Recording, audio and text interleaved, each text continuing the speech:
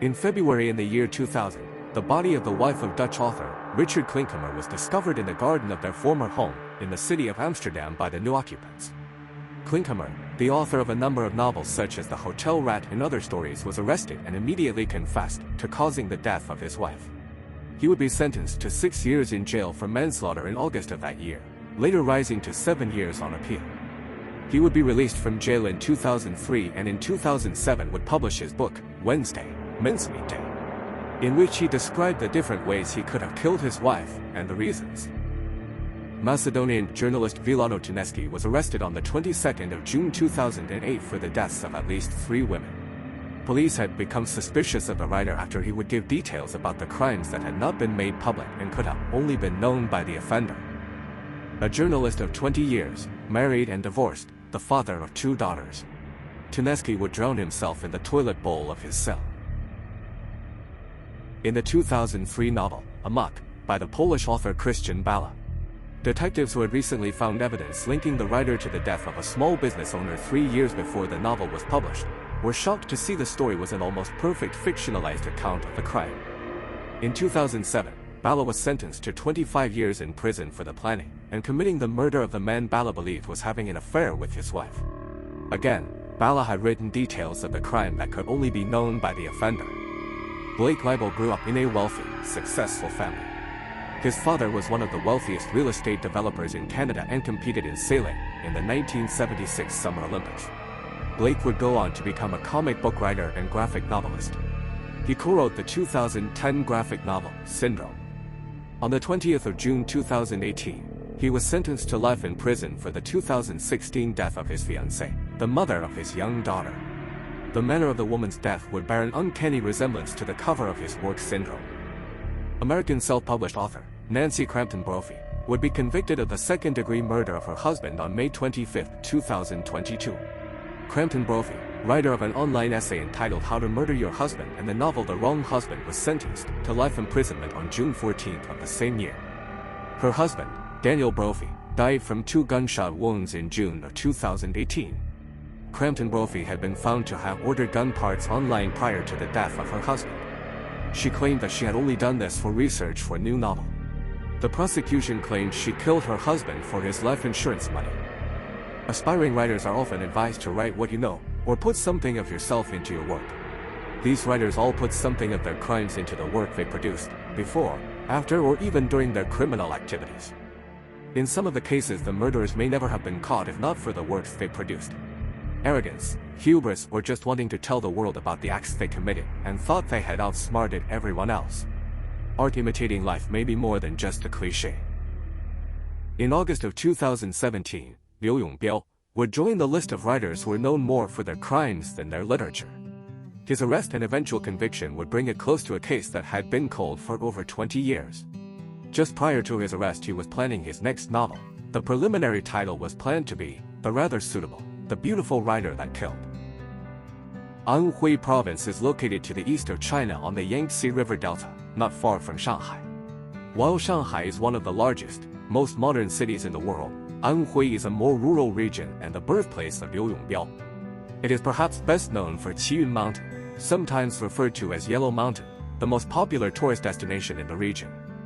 It is known as an important site for followers of the Daojiao or Taoist religion, and the home of several significant Taoist sites. Born May 5, 1964 in Nanning County, in the city of Wuhu in the southeast of Anhui, Liu Yong Biao wasn't an especially remarkable student in his school days. He would fail the Gaokao, or college entrance exam. He graduated from high school but would not go on to university or college at that time. He was, however, a passionate writer from a young age. During classes, he would spend his time writing stories in his notebooks, while other students studied. In school, he formed a literary group with other students who enjoyed creative writing, and would begin writing his own books. After graduating, without the possibility of going to college, he had to find a job and start earning money for the family, but he refused to give up on his dream of being a writer. He didn't want a typical job or to follow in the footsteps of his farmer parents. He preferred the life of the peasant writer, the poor scholar. He bought a camera and would earn money taking photographs of people. He would use the photos to give him inspiration for his literary works. In 1985, he joined a correspondence course for aspiring writers held by the Hefei Literature and Culture Council. This would lead to his first published work, for which he received 9 RMB. Today this is around $1.50 US. His story was placed in the anthology journal, Future Writers. While he didn't get paid much for his effort, his confidence grew. He also came to the attention of Liu Yong Biao, the director of the China Writers Association at the time. Liu Yong Biao saw promise in the young peasant writer and recommended his works to the Anhui daily newspaper and China Youth magazine. Liu Yong Biao would also help Liu Yong Biao get on a writing course at the Luxun College for Literature and Arts, a training institution run by the China Writers Association, which has helped many respected Chinese writers have successful literary careers. Liu Yong Biao wouldn't be counted among them. He wrote articles, short stories and poems for meager sums of money, but found bigger financial rewards much harder to come by. In the early 90s, he married a woman from a neighboring village. Soon the romantic idea of being a peasant writer would be extinguished by the realities of life. He and his wife would have a daughter. Unfortunately, the girl was born with a congenital eye problem. Her eyelids were underdeveloped and she was unable to fully open her eyes. The issue would require expensive surgery to correct. The procedure would cost in the region of 5,000 RMB, which is around $700 today. It was a lot more money than Liu Yong Biao could afford from his earnings as a struggling writer. He looked for stable work. He would try his hand at teaching but couldn't meet the requirements to take a position. He would borrow money from people but would be unable to get enough for his daughter's treatment. Friends and family began to avoid him, knowing he would be coming to them asking for another loan. These were people in a small village. Few of them had much money to spare. Liu Yong Biao would turn to a friend of his. Wang Weiming was 11 years senior to Liu Yong Biao and was working for a company at the time. When his friend came to him for help, Wang Weiming would tell him, "Borrowing money hurts feelings, and you can't just grab it. There are many bosses in town who are all wealthy." Wang Weiming had been working in Zhili town in Huzhou city in the neighboring Zhejiang province. He told Liu Yong Biao that the bosses there could easily earn 10 or 20,000 RMB a month. More money than Liu Yong Biao had probably seen in his life up to that point. And the type of money that would allow him to afford the medical treatment for his daughter. Zhejiang province is located on the east coast of China, just south of Shanghai. Zhejiang cuisine is considered one of the 8 major cuisines of China. With 1,000 miles of coastline, it is known for fresh seafood, and is often called the land of fish and rice. With 2,300 years of history, Huzhou is one of the most significant cities historically in the region and is generally considered to be one of the most attractive cities across the country. Like in other Chinese cities, Huzhou has seen a lot of investment in its development. Now it is a modern, growing metropolis where tall apartment complexes have replaced the traditional architecture and skyscrapers line the sky. As with many cities in China, Huzhou is unrecognizable comparing it today with how it was 30 or even 20 years ago. Cars have replaced bicycles as the most common form of transport, the river has been cleaned up, and the old decaying buildings have been knocked down and replaced. In November of 1995, a primary school teacher in Zhili town in the east of Huzhou noticed that one of their students had not turned up for morning classes, and the parents had not informed the school of any reason for the absence. Seeing this as being unusual for this student, the teacher asked another student to go to the absent student's home to see what the problem was. The missing child was called Mingyue. The family ran a small guest house out of their home, close to the school. The student shouted for Mingyue to come out and go to school but got no response from their classmate. In no rush to go back to class, the student would investigate further and entered the Minji Hotel. He woke a sleeping receptionist and asked where Mingyue was. The receptionist thought it was strange they hadn't been woken by the boss, so the two went to the room the family used as their home. There was no answer from inside room 202 when the receptionist knocked, and there was no response from their calls. Thinking this was even more unusual, the receptionist opened the door and went inside, the young student close behind. They were greeted with the horrific sight of the young Mingyue and a woman lying on a blood-soaked floor. They had been bludgeoned to death.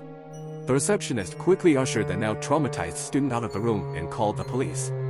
Along with the body of Mingyue in room 202 was the wife of his grandfather Qian Mouying. The police would discover 2 more bodies in room 203 next door. The boss of the guest house and grandfather of Mingyue, Min Mosheng, and a traveler who had been staying at the guest house for a few days, Yu Moufeng. The 4 all died from blunt force trauma caused by several hammer blows to the head. Min Mosheng and Yu Mofeng had been tied up with rope and a towel was stuffed into the mouth of the boss Min Mosheng. Min Mosheng had been taking care of his grandson for several years because the guest house was close to the boys' school. The police started collecting evidence on arriving at the scene, and there was plenty for them to collect. Both rooms had been ransacked, cupboards and drawers opened, bags looked through, and the pockets of the victims turned out. Robbery looked like the most obvious motive for the crime, but something had gone very wrong. The police would find fingerprints in the rooms, but at that time the Chinese police didn't have any kind of database. The prints would have to be checked by comparing them with other prints they did have on cards with the naked eye. They also found footprints that had been left by the perpetrators. But again, they didn't have the technology to make best use of the evidence. Many modern investigation techniques that were commonplace in other countries were still in their infancy in China. There were two guests who would quickly fall under suspicion. They had been staying in the guest house for a number of days but were nowhere to be seen now. While it is technically the law in China for all hotels and guest houses to register guests with the local police station within 24 hours of arrival, many small places like this will often look the other way if the guests want it. People would only choose to stay in establishments like this because they are cheap, or because they were doing something for which they wouldn't want too much attention. Places like this couldn't afford to turn away potential customers when it was unlikely the police would actually come to check if laws were being followed. The police produced sketches of the suspects based on descriptions given to them by staff at the hotel and waiters at a restaurant opposite the guest house. The restaurant staff would also inform police that the two men spoke with heavy southern, Anhui accents and always ordered Anhui dishes. It would take 22 years for the two men to finally be identified. By 1994, the writing career of Liu Yong Biao was finally beginning to take off. His novel Youth Dreams was greeted with a lot of praise on publication. The success made him something of a minor celebrity in the area. He was the first person from the county to have a published novel. However, the relative success he found in his professional life would be tainted by events in his personal life. In 1996, Liu Yong Biao had enough money for his daughter's eye surgery. He paid two retired doctors, who were working out of an illegal clinic in Shanghai, 3,000 RMB for the procedure. The doctors botched the surgery and badly damaged the young girl's eyes. Liu Yong Biao would spend the next few years trying to sue the doctors for their malpractice. Due to his daughter being virtually blinded, Liu Yong Biao would stop writing and would have no more works published for 10 years. As a published author, he would have the opportunity to give tutoring classes in Nanning County to make a living.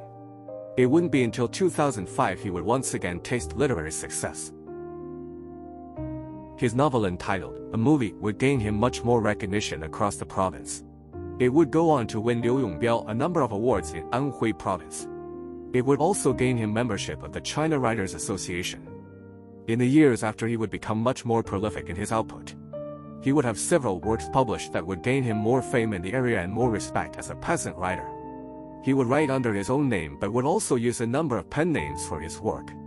Among the works he had published were a collection of essays called Dance of the Heart, a script called Doors and Windows.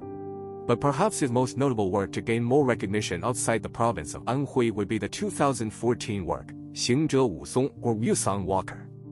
Wusong Walker told the story of a poor orphan boy growing up in ancient China. The boy would study kung fu and become a famous fighter after being conscripted into the army. The boy would grow up to later be considered a hero in China. The book would garner Liu Yong Biao more attention and had enough popularity for it to be adapted into a 50-episode TV series, only a year after the publication of the novel. But throughout all the success his writing had achieved and the praise he received in literary circles for his work, it would be in his novel, Nanyan Zhiyin, that he would perhaps write his most significant words. The title is that of a Chinese idiom. Nanyan Zhiyin means something that is deep hidden in the heart, but is difficult to say. The book's title is often translated to Unspeakable Concealment or The Guilty Secret. In the preface of the book, Liu Yong Biao would write, "Lastly, I would like to confess that I have had a series of inspirations early on in my life to write detective fiction. I would like to write a novel that could be developed into a TV series or movie. The preliminary title would be The Beautiful Writer That Killed." He would describe the plot as being about a writer who kills multiple people and the police being unable to catch him. He said the story would focus on human nature and how the social environment affects an individual. He would not get the chance to finish the proposed work. In 2017, Xia Wenxing, the director of the Public Security Bureau in Huzhou, set up a task force to go over cold cases in the city. Advances in technology over the years meant that police could go over evidence from old unsolved cases to try and find people who had previously been able to avoid justice. One of those cases would be the incident in the Minji Hotel. A team would be put together to go through the evidence collected at the time using new techniques to try and get a lead on the suspects. The police attempted to match the fingerprints found at the scene with the now computerized records. This would not lead to any matches, meaning the two men they were looking for didn't have a criminal record before or after the crime. However, they did have the description of them both talking with an Anhui accent. This would go together with another crucial piece of evidence to bring the police closer to the perpetrators. In the room they found the butts of an Anhui brand of cigarettes. The police were able to get a DNA profile from saliva left on the butts by at least one of the suspects. The police were now sure they had to focus their search somewhere in Anhui province. A quirk of China's past means it is common in rural areas for villages to be made up of residents that share a family lineage or family name. The DNA collected from the cigarettes told police they were looking for someone from the Liu family line in Nanning County. A massive operation was started, police going round villages and taking blood samples from people who were part of the family line. They would be further able to narrow their search down to 3 names that looked like potential suspects. One of those people was the writer Liu Yong Biao. Another was a member of the local government. The third was someone who had been studying in the USA. None of them looked to the police like criminals. It seemed like another dead end. However, the saliva on the cigarettes would be tested extensively and it would come up with a perfect match. To the shock of his family and other people in the village, Liu Yong Biao, the local writer and celebrity, would be arrested by the special task force. They entered his home receiving no protestations of innocence from the author. He simply accepted his fate, telling police he had been expecting this moment for the past 22 years. Once the police had taken his blood sample in the previous days, Liu Yong Biao knew they would be soon coming for him. He wrote a note to his wife, saying he knew that his behavior in the past would come back to him. He claimed he had thought of turning himself in many times over the years, but didn't want the family to suffer the stigma his past would bring them.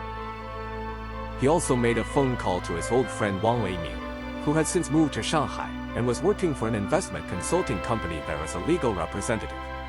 He informed his friend about the police taking a blood sample from him. In interrogations with officers, Liu Yong Biao told them of the involvement of Wang Weiming in the crimes. Both men confessed their guilt and would tell officers what happened in the Minji Hotel that night. They said they traveled to Huzhou with the intention of finding a boss of a factory to rob. This would prove more difficult than expected, so they checked in to room 203 thinking that people traveling will have money for them to take. They carried with them a hammer and some rope. They ended up sharing the room with Yu Moufeng. Their roommate gave off the appearance of being a wealthy businessman. He dressed well, frequently went out carrying a leather hold-all. The two were sure he was a man with money. Yu Moufeng was attacked as he slept. On searching his belongings and pockets, they found that all the man had on him was 20 RMB, just under $3 today. Now their crime was much more severe than robbery. The two men were determined not to leave the scene without something that would make their crime worthwhile. The two would ask the guesthouse owner, Min Mosheng, to come to the room, telling him they wanted to check out and settle the bill.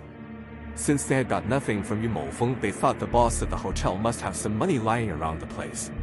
They tied Min Mosheng up and attacked using the hammer on him. After finishing, they took a gold ring from his finger and moved to the room next door. They confronted Qian Moying, the wife of Min Mosheng, asking her to tell them where the money was kept. She pleaded that they didn't have any money to give them. She would be beaten with the hammer. The attack woke up the sleeping grandchild Mi Yue, who would come to see what was happening.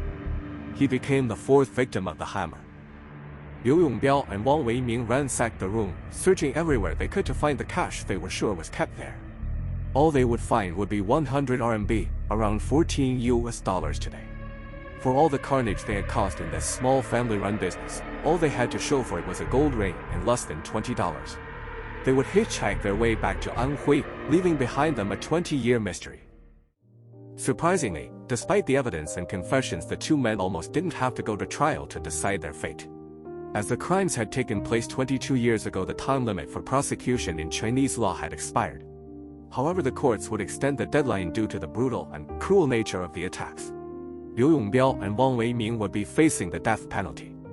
Their trial began on June 6, 2018.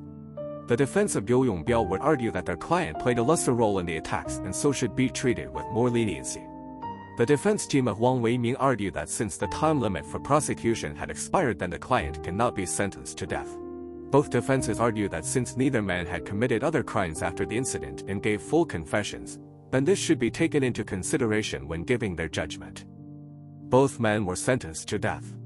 Liu Yong Biao would quickly appeal the verdict and would face a second trial. Again, the defense would argue that since he didn't participate as fully in the second attacks, he should receive a lighter sentence. The court said they believed both men planned a violent robbery using the hammer and rope they had as evidence. The appeal would fail and the sentence would stand. On October 22, 2019, Liu Yong Biao and Wang Weiming were executed for their crimes. They were 55 and 66 years old, respectively. Given the interest in the case, in 2018, some reporters would visit the scene of the crimes. Perhaps surprisingly, the building was still standing, but the Minji Hotel was long gone.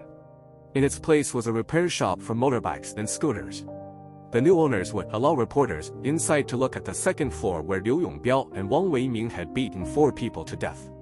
The rooms on the second floor were still being rented out, but more as apartments than a hotel room. At the time reporters went there, the rooms had not had any occupants for quite some time. According to the landlord, none of the young men and women who stayed in those rooms over the years had any idea of their dark past. If not for the work of the Zhejiang police, the crimes in the building would have remained long forgotten and the victims' families would never have received justice for those that died. Thank you for watching. If you enjoyed the video, please consider liking, subscribing, and sharing.